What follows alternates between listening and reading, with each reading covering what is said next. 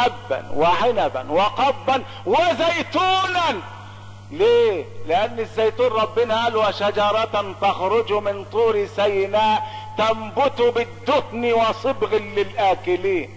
الدهن اللي هو زيت الزيتون النقي، وصبغ للاكلين يعني غموس للي عايز ياكل.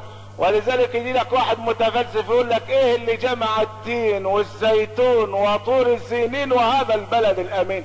ايه اللي جاب التين والزيتون مع طور سينين مع البلد الامين؟ ايه اللي جمع التين اللي بناكله والزيتون اللي بنغمس بيه مع الطور ومع البلد الامين؟ قول له طب اسمع شوية وصلي على الحبيب.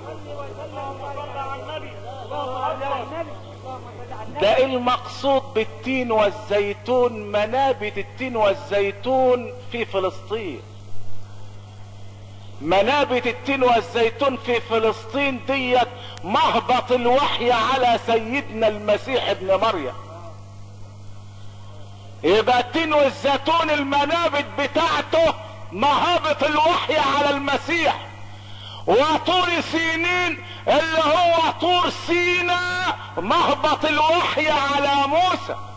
وهذا البلد الامين مكة مهبط الوحي على حبيب الله محمد. فاللي جمع بين الثلاثة هو الوحي، هو الوحي. وحي عيسى، وحي موسى، وحي سيدنا محمد.